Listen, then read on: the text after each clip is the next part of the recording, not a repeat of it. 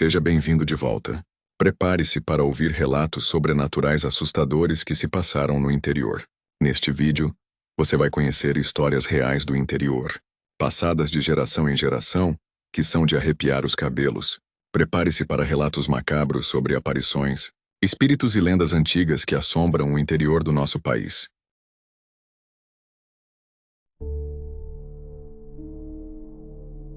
Ninguém sabe ao certo quando a fazenda Boa Esperança se tornou amaldiçoada. Alguns dizem que tudo começou em 1892, quando o patriarca da família Siqueira desapareceu sem deixar vestígios. Outros acreditam que a origem do mal remonta a tempos ainda mais antigos, quando indígenas foram massacrados naquela terra pelos primeiros colonizadores. O que é certo é que, ao longo das décadas, inúmeros relatos de aparições e fenômenos inexplicáveis transformaram o lugar em um ponto evitado por todos na região. Meu nome é João, e esta é a história do pior dia da minha vida. Cresci em uma cidadezinha pacata do interior de Minas Gerais, cercada por vastas plantações e propriedades rurais antigas. Eu e meus amigos sempre fomos curiosos, fascinados pelas lendas locais. Uma das histórias que mais nos assustava era sobre a fazenda Boa Esperança. Ouvíamos os mais velhos falarem de vultos, gritos na madrugada e, o mais estranho de tudo, figuras sem olhos que vagavam pela escuridão. Certa noite, impulsionados por uma mistura de coragem juvenil e teimosia, eu e 3 amigos, Lucas, Rafael e Mateus, decidimos explorar a fazenda. Pegamos nossas lanternas e bicicletas e pedalamos até a entrada da propriedade, uma porteira enferrujada que rangia ao menor toque. O ar era pesado, carregado de um silêncio opressor. A lua cheia iluminava o campo, lançando sombras que pareciam se mover por conta própria. Ao cruzarmos a porteira, um arrepio percorreu minha espinha. O mato alto sussurrava ao vento e o casarão, ao fundo uma estrutura de madeira e tijolos escurecidos pelo tempo, parecia nos vigiar. Era como se algo ali soubesse que estávamos chegando. Seguimos até a casa principal, cujo telhado estava parcialmente desabado. Lucas, o mais destemido de nós, forçou a porta, que cedeu com um estalo seco. O cheiro de mofo e terra molhada tomou nossas narinas. Dentro, móveis antigos cobertos de poeira e panos brancos compunham um cenário de total abandono. Mas havia algo errado, algo que parecia nos observar, embora estivéssemos sozinhos. Exploramos os cômodos em silêncio, iluminando com as lanternas cada canto escuro. Foi então que Mateus encontrou um diário em cima de uma cômoda velha. As páginas amareladas detalhavam o cotidiano da família Siqueira, mas as últimas anotações eram perturbadoras. Eles me observam da janela. Todas as noites, os olhos vazios. Eu não posso sair. Eles estão cada vez mais próximos. Ouvimos um barulho vindo do andar de cima. Passos pesados, lentos. Ouvimos um arrastar de pés, como se algo estivesse se movendo, mas sem firmeza. Ficamos congelados. Nossos olhos se encontraram, refletindo o pavor mútuo. Lucas, novamente o mais corajoso, subiu as escadas primeiro. Relutantes, seguimos atrás. O corredor era estreito, com portas alinhadas dos 2 lados. Uma delas estava entreaberta. Meu coração batia tão forte que parecia ecoar pela casa. Lucas empurrou a porta. Dentro do quarto, uma cadeira de balanço rangia sozinha, como se alguém tivesse acabado de se levantar. As paredes estavam cobertas de marcas de mãos, escuras e desbotadas, como se algo tentasse sair dali. Mas o que mais me aterrorizou foi a janela. Na vidraça empoeirada havia marcas de mãos do lado de fora. De repente ouvimos um sussurro. Era fraco, arranhado, mas claro o suficiente para entendermos. Vocês não deviam estar aqui. Gritamos e disparamos para fora do quarto. As escadas pareciam infinitas enquanto nossos passos ecoavam pelo casarão. Mateus tropeçou e caiu, mas Rafael o puxou para cima em um impulso de desespero. Quando alcançamos a porta de entrada, sentimos uma lufada de vento gélido e a porta se fechou com estrondo. Então, os vimos. Pela janela da sala, na escuridão do lado de fora, dezenas de figuras estavam paradas. Eram silhuetas humanas. Mas onde deveriam estar seus olhos havia apenas buracos negros vazios. Elas não se moviam, apenas nos observavam. E então, uma delas ergueu o braço e apontou diretamente para nós. A porta se abriu sozinha com um rangido ensurdecedor. Saímos correndo sem olhar para trás. O caminho de volta à cidade nunca pareceu tão longo. Ouvíamos passos atrás de nós, o som seco de algo nos seguindo pelo mato, mas não ousamos parar. Quando finalmente alcançamos nossas bicicletas e saímos dali, percebi que o silêncio voltara. Era como se nada tivesse acontecido. Nenhum de nós jamais voltou àquela fazenda. Nunca falamos sobre o que vimos. Mas algo mudou em nós naquela noite. No fundo, sabíamos que aquelas coisas ainda estavam lá, esperando por outros incautos. E às vezes, nas noites mais escuras, juro que ainda sinto aqueles olhos vazios me observando na escuridão.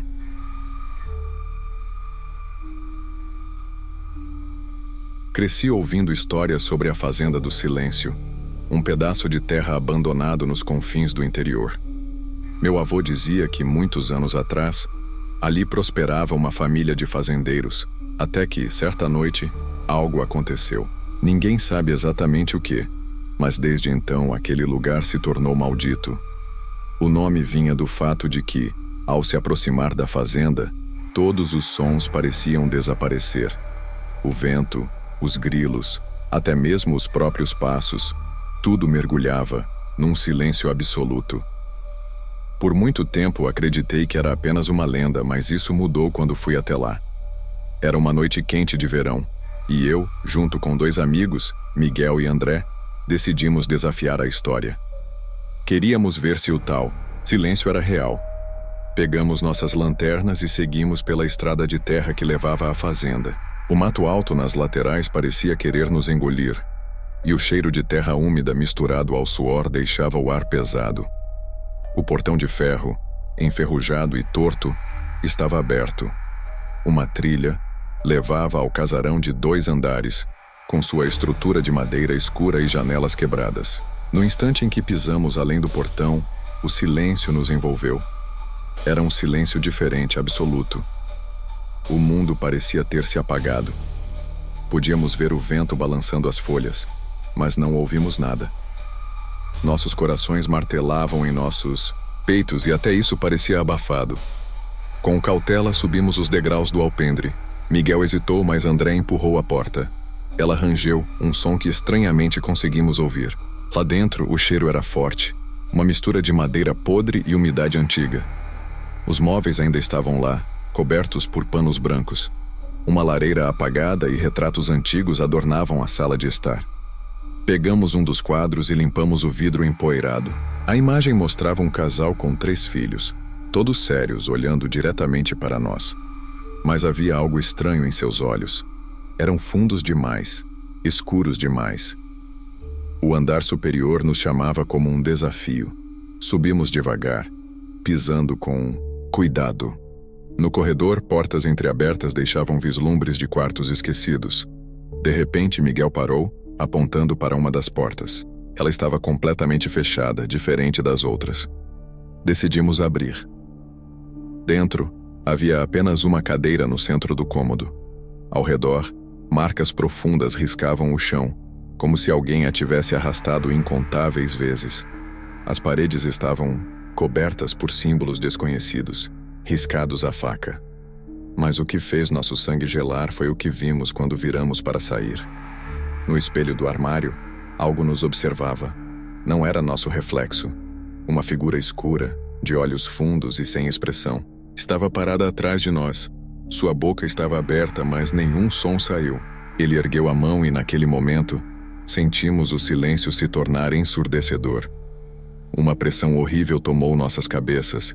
Nossos corpos ficaram pesados, como se algo estivesse nos puxando para baixo. Miguel foi o primeiro a reagir. Ele nos puxou e saímos correndo. Descemos as escadas aos tropeços e saímos pela porta sem olhar para trás. No instante em que cruzamos o portão, os sons voltaram. O vento, os grilos, nossos próprios gritos. A fazenda, porém, permaneceu em silêncio. Nunca mais voltamos lá. Mas de vez em quando, no meio da noite, acordo com aquela mesma sensação de peso e ausência de som. E tenho certeza de que em algum lugar aquilo ainda está nos esperando.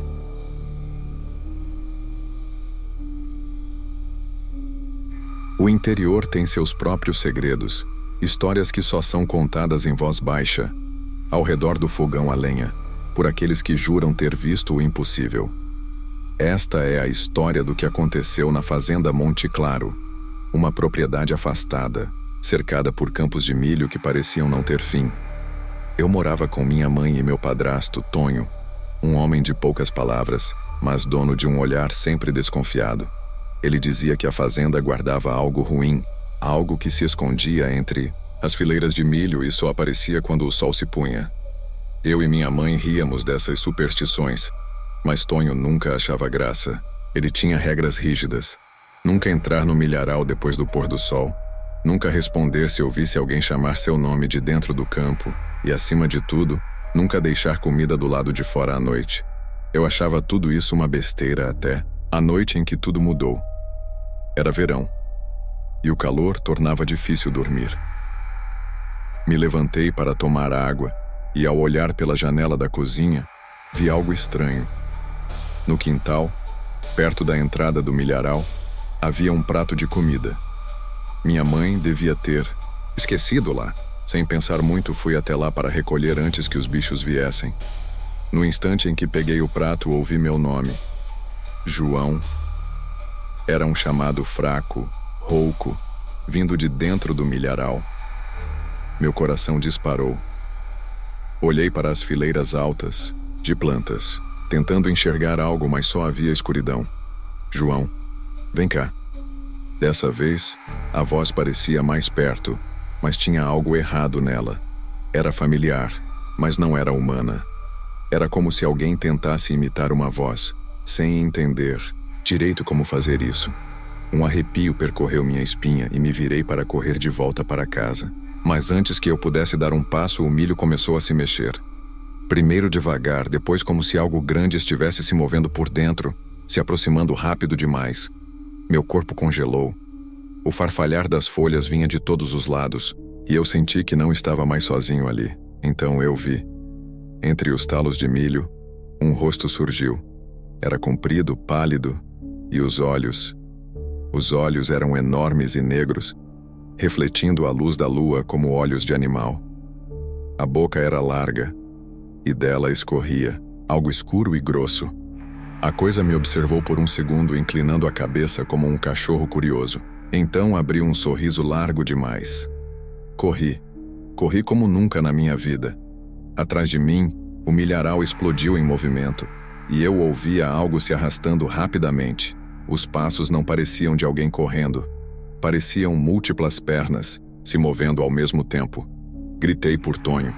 A porta da casa se abriu antes mesmo que eu alcançasse a varanda.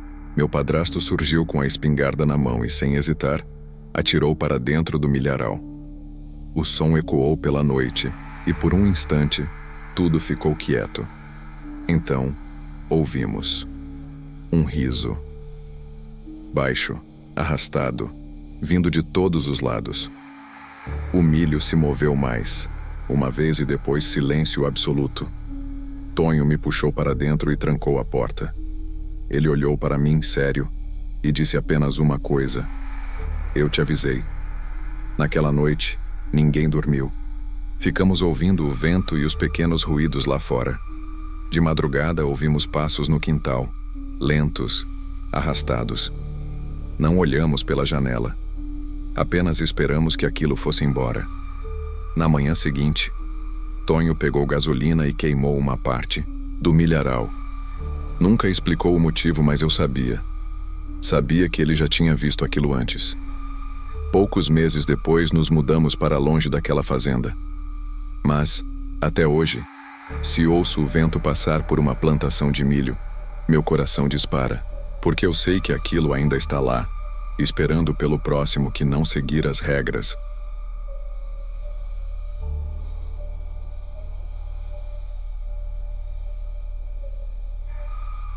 No interior, as estradas de terra sempre carregam histórias. Algumas são sobre tesouros enterrados, outras sobre viajantes desaparecidos. mas nenhuma me assombrou tanto quanto a lenda da estrada velha. Diziam que à noite, uma sombra sem forma surgia no caminho e seguia aqueles que ousavam passar por lá. Eu nunca acreditei nessas histórias, até a noite em que precisei pegar aquele caminho. Trabalhava em uma fazenda a alguns quilômetros da cidade, e certo dia, acabei ficando até tarde ajudando com um bezerro doente. O patrão me ofereceu um lugar para dormir, mas eu queria voltar para casa. O problema era que a estrada principal era longa demais e a estrada velha cortava caminho. Apesar das histórias, decidi arriscar. Subi na minha bicicleta e segui pelo caminho de terra batida. O céu estava limpo, e a lua cheia iluminava bem o percurso. No começo tudo parecia tranquilo. Apenas o barulho dos grilos e o vento passando pelo capim alto ao redor. Mas então, comecei a sentir algo estranho. O silêncio. Os grilos pararam, o vento sumiu. Só restavam o som dos meus pneus na terra e o batimento acelerado do meu coração. Foi então que vi uma sombra escura, alta e disforme, no meio da estrada. Não tinha rosto, não tinha corpo definido. Era só uma mancha densa, negra como a noite, e parecia absorver a luz ao seu redor. Parei imediatamente. Meu instinto gritava para não me mover, mas o medo me fez pedalar para trás. A sombra, entanto, começou a deslizar lentamente na minha direção. Não tinha pernas, não tinha passos. Apenas se movia de forma antinatural. Então, ela parou. Por um segundo, pensei que talvez fosse só um jogo de luz e minha mente pregando peças. Mas então, um som baixo começou a ecoar no silêncio. Um sussurro. Palavras que eu não conseguia entender, mas que pareciam me chamar. A sombra começou a se dividir, espalhando-se pelo chão como tentáculos de escuridão que se arrastavam até mim. Gelei. Girei a bicicleta e pedalei com todas as forças, sem olhar para trás. Podia sentir algo atrás de mim, algo frio, algo faminto. Meus olhos lacrimejavam com o vento e meu peito queimava de tanto esforço.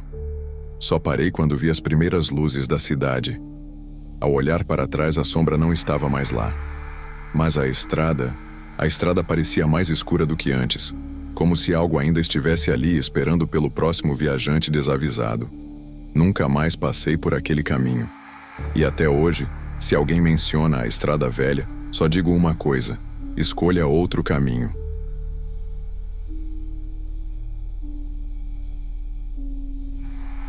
No interior, todo rio tem uma história. Alguns dizem que escondem tesouros, outros que suas águas carregam maldições. Mas, na minha cidade, o Rio Escuro era evitado por outro motivo: a noiva. Os mais velhos contavam que, há muitos anos, uma jovem chamada Helena foi prometida a um fazendeiro rico contra sua vontade. Apaixonada por um peão pobre, ela tentou fugir na véspera do casamento, mas foi pega pelo próprio pai, que, envergonhado, a trancou em casa até o dia da cerimônia. Quando chegou a hora, vestiram-na de noiva à força e a levaram até a igreja, mas ela jamais chegou ao altar. Em um ato de desespero, fugiu pelos fundos e correu para a ponte sobre o Rio Escuro, e antes que alguém pudesse impedi-la, saltou para a morte. Desde então, dizem que em algumas noites é possível ver Helena à beira do rio, ainda vestida de noiva, esperando por alguém para levá-la ao altar que nunca alcançou. Eu nunca acreditei nessas histórias até a noite em que a vi. Era uma madrugada abafada de verão, e eu voltava sozinho de uma festa. Para cortar caminho, peguei a trilha que passava perto do Rio Escuro. O barulho da água correndo me acompanhava, e tudo parecia normal até eu ouvir um choro baixo. Parei. O som vinha da beira do rio. Iluminei com a lanterna do celular, e então veio uma mulher de branco com o vestido longo e molhado grudado ao corpo. O véu cobria parte do rosto, mas eu pude ver seus olhos, tristes, escuros, fundos.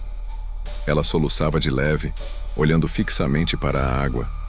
Meu coração disparou. Tentei dar um passo para trás, mas o galho seco debaixo do meu pé estalou. Ela se virou. O choro cessou, e um silêncio pesado tomou o ar. Eu não conseguia me mexer, não conseguia gritar. A mulher ergueu o véu, e o que vi por baixo me gelou. até os ossos. Sua pele estava pálida como cera, os olhos negros e fundos, e a boca se abriu em um sorriso impossível, largo demais, revelando dentes podres e pontiagudos. Ela sussurrou meu nome. Eu não pensei. Corri. Corri sem olhar para trás, ouvindo passos e risadas distorcidas às minhas costas. O som de algo se arrastando pela terra me perseguia. Alcancei a estrada e só parei quando avistei as primeiras casas da cidade. Desde aquela noite, nunca mais passei perto do rio escuro, mas outros passaram, e alguns dizem, nunca voltaram. A noiva ainda espera.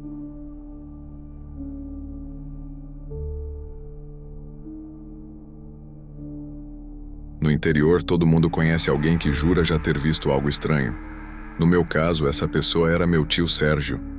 Ele nunca foi de contar histórias de assombração, mas certa noite, depois de algumas doses de cachaça, ele falou sobre o dia em que viu o homem sem rosto. Quando jovem, meu tio trabalhava em uma fazenda distante, cuidando do gado. O dono do lugar sempre o avisava para evitar voltar pelos pastos depois do anoitecer, mas ele nunca levou a sério. Até que, numa noite de lua cheia, decidiu cortar caminho pelo campo e aprendeu da pior maneira que algumas regras não devem ser quebradas. Era uma caminhada curta, mas naquele dia, o ar estava diferente.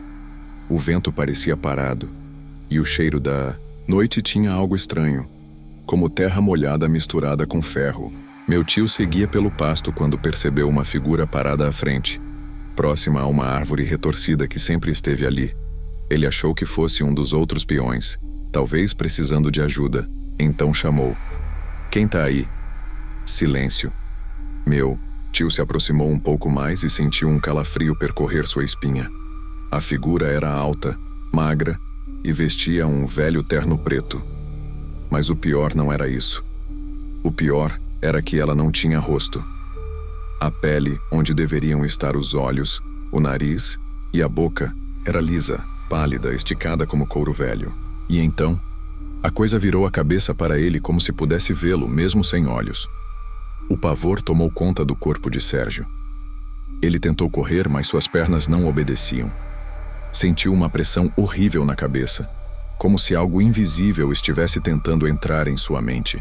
Então uma voz ecoou dentro de sua cabeça, um murmúrio arrastado. Você me vê? Foi o suficiente para quebrar o transe. Ele caiu para trás e, sem olhar para trás, correu até a sede da fazenda. Quando chegou pálido e suado, os outros peões já sabiam o que havia acontecido. O dono da fazenda apenas balançou a cabeça e disse: Eu te avisei. Desde aquela noite, meu tio nunca mais atravessou o pasto depois do pôr do sol. E até hoje, se alguém menciona o homem sem rosto, ele apenas fica em silêncio com os olhos fixos em algum ponto distante, como se estivesse revivendo aquele momento. E eu sei que ele viu algo. Porque às vezes, quando visito a fazenda, à noite sinto como se algo estivesse me observando da escuridão do pasto, esperando para ser visto novamente.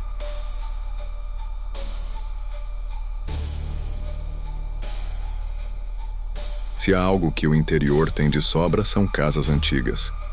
Algumas são apenas velhas construções esquecidas pelo tempo. Outras guardam segredos que jamais deveriam ser descobertos. Quando me mudei para a pequena cidade de Pedra Branca, não esperava que minha nova casa tivesse história. O aluguel era barato demais para um imóvel tão grande, mas eu não questionei. Era uma casa de madeira construída há quase um século, com um alpendre largo e um porão que o antigo dono lacrou anos atrás. Segundo os vizinhos, ninguém ficava muito tempo ali. Na primeira semana, tudo parecia normal. Eu passava os dias arrumando caixas e ajeitando os móveis, mas quando a noite chegava, a casa ficava estranhamente silenciosa. Não o silêncio comum de uma noite no campo, mas um silêncio denso, sufocante, como se o próprio ar estivesse prendendo a respiração. Foi na segunda semana que começaram as vozes. No começo, eram sussurros leves, palavras soltas, ditas baixo, demais para que eu entendesse.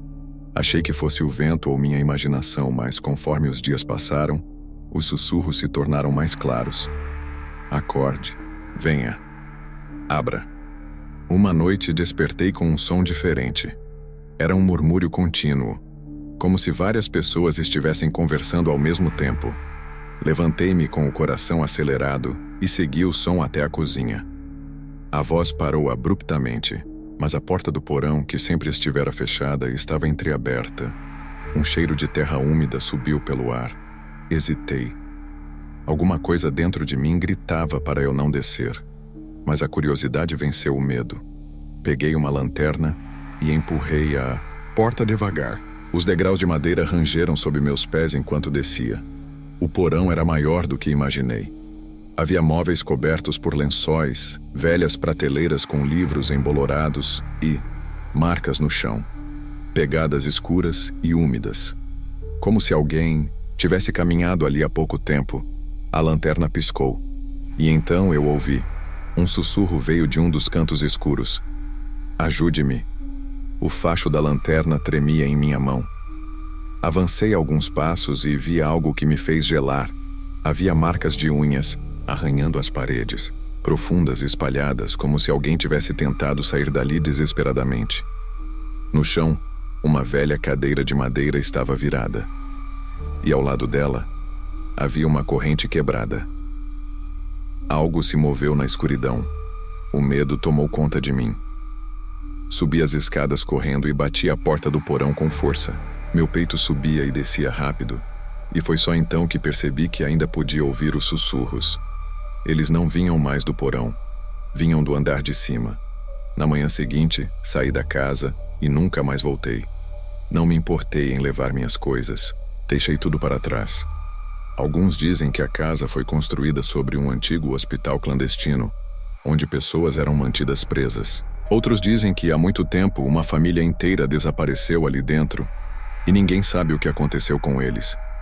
Só sei que até hoje, quando passo pela estrada que leva à casa, sinto que algo me observa das janelas escuras, como se estivesse esperando que eu voltasse para ouvir suas vozes outra vez.